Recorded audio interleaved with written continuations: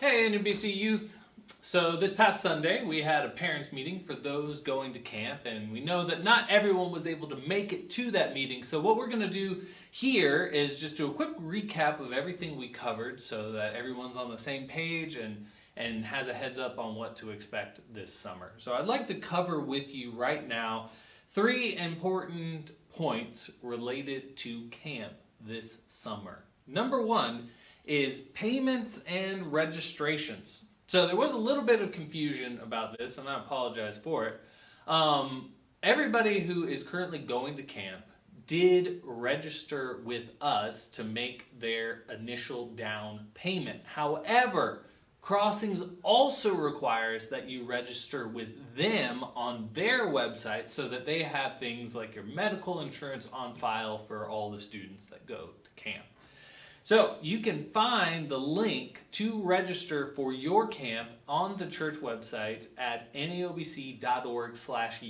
That'll take you to the youth main page, and then at the top there you'll see a couple of different tabs. One is for middle school camp, the other is for high school camp. If you click on the tab for your respective camp, then you'll find everything in there about making the final payment and also registering with Crossings website.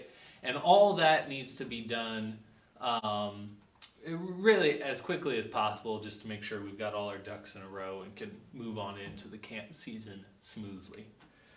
Number 2, the travel itinerary for camp. So thankfully, because the high school and the middle school are going to the same camp this year, the itinerary looks identical, just we're doing it on different days. So for both camps, that first day of camp, they will need to be at 9th and O at 12:30 p.m. So we're going to get here and then load up, do the speeches, and then depart for camp by 1 p.m., which will get them to camp at 2 p.m. Then on the last day of camp, they will be returning back to 9th and O by 10 a.m. And again, if you go to those web pages that I mentioned, the travel itinerary is now listed out there for both camps with the dates. But just as a reminder, if you're going to middle school camp, that means June 22nd, you need to be at 9th and O at 12:30, and then back at 9th and O on June 26th at 10 a.m. Likewise, if you're going to high school camp, July 10th, you need to be at 9th and O at 12:30, and then back at 9th and O July 14th at 10 a.m. And that brings us to our third and perhaps most significant point, which is how will camp look different this year with all the COVID restrictions? And so I want to run through just a couple of quick points so that you all have a feel for what camp will look like this go round. Number 1, and this is perhaps the biggest and most overarching change, is that whereas before students kind of flowed freely throughout the camp and were often in massive groups together, this year the Crossings is breaking everyone down into what they're calling tribes, and each tribe contains about 50 students in it, and the students in a tribe are going to stick with just that group of students and just that group of counselors for the entire week. Now, thankfully, we have called and talked to Crossings this week to confirm this. Because of the size of the groups we're taking to camp, we can guarantee that all our students are going to be in the same tribe, which means all the 9th and O'ers that go, both from middle school and high school, will be in that same group of 50. Likewise, you will be in rooms, so they're going to put people in rooms together only with those who are in the same tribe, which means for us, that we'll be all in the same rooms together and all in the same tribes together throughout the week.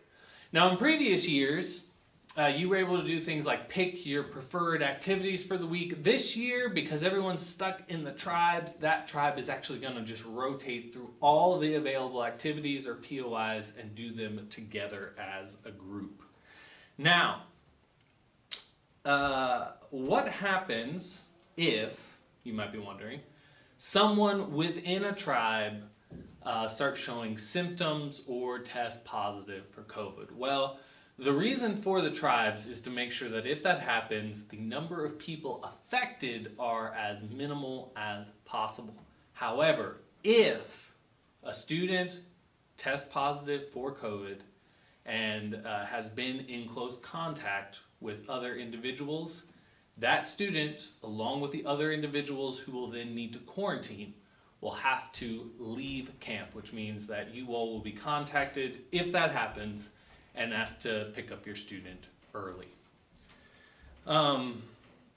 In order to minimize the likelihood of that happening, another twist this year is that everybody will need to fill out a piece of paper prior to going or arriving at camp, indicating that they have been symptom-free for 14 days.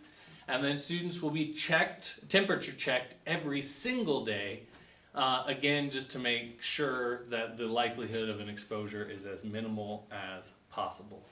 Now, last thing I'll cover is I mentioned, we'll be in those tribes and we'll also be in rooms.